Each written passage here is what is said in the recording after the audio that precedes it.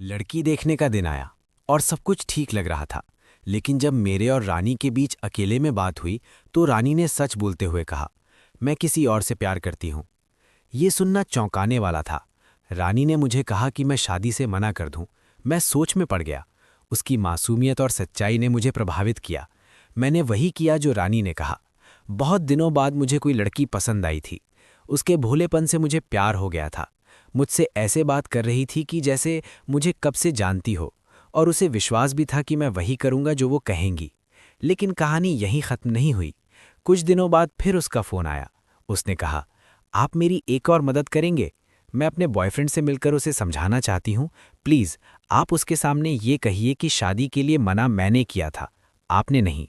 वो आपसे मिलना चाहता है। मैंने सोचा, ये क्या है, मेरा क्या लेना देना। पर रानी में कुछ था ऐसा जो उसकी हर बात मान लेने का मन करता था।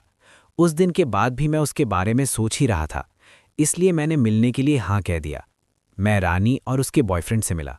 उसने ना मुझे बोलने दिया ना उसके बॉयफ्रेंड को। खुद ने ही समझा लिया। बातें सारी क्लियर हो गईं। रानी वहां से चली गई। मैं घर के लिए आ रहा था, तभी उसके बॉयफ्रेंड ने मुझे रोका और बोला, भाई, मुझे लगता है कि मैं इससे आगे नहीं निभा पाऊंगा। आपसे बेहतर लड़का इसे नहीं मिलेगा। आप शादी करना चाहते हो तो करो, वरना उसको समझा दो। वो पुराने विचारों की है। मुझे लगता है कि आपकी और उसकी सोच भी मिलती है।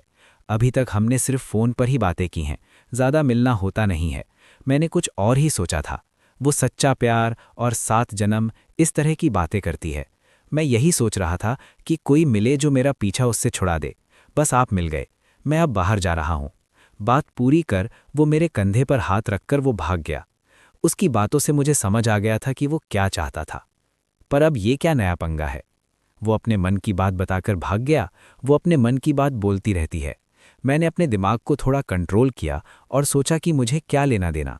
सोचा कि उसका नंबर ही ब्लॉक कर देता हूँ, नहीं तो वो मुझे फिर फ़ोन करेंगी। पर फिर सोचा कि अब फ़ोन आया तो करूँगा। और एक शाम को ही फ़ोन आ गया। उठाते ही उसका गुस्सा फूटा। आपने उसको ऐसा क्या बोल दिया कि उसने फ़ोन बंद कर रखा है? मैंने क्या बोला, तुम भी वहीं थी। झूठ मत बोलिए। मुझे पता है आप मुझसे शादी करना चाहते हैं, पर यह होगा नहीं। अरे, ऐसा कुछ नहीं है। मैंने कुछ नहीं बोला। वो ही बोल रहा था कि उसे अब आगे। चुप रहो। वो ऐसा नहीं है। आपने कुछ किया होगा। उसकी बहस इसी तरह चलती रही। फिर उसने फ़ोन काट दिया। सोचा कि अब ब्लॉक कर देता हूं, पर कर नहीं पाया। उसकी बातों पर हंसी आती थी और प्यार भी। मन किया मेरा कि मैं फ़ोन करूं, पर मुझे पता था कि वो ज़्यादा देर तक बात किए बिना नहीं रह सकती। खुद ही फ़ोन करेंगी। और ऐसा ही हुआ। सुबह सुबह ही उसका फ़ोन आ गया। मैंने रात भर सोचा कि अब मैं आपको सबक सिखाऊंगी। मैं आपसे शादी करूंगी और आपको तड़पाऊंगी। उसकी बात सुन मुझे ज़ोर से हंसी आ गई। आप हंस रहे हैं, जब आप पर बीतेगी तब पता चलेगा। मैंने बोला, लेकिन मैं तुमसे शादी करूंगा क्यों? इस बात पर वो रोने लगी। बोली, हाँ सही बात है, आप भी क्यों करोगे, कमी तो मुझ में ही है। वो भी भाग गया। रोते रोते ही उसने फ़ोन काटा। कुछ दिनों में मैं उससे अटैच हो गया था।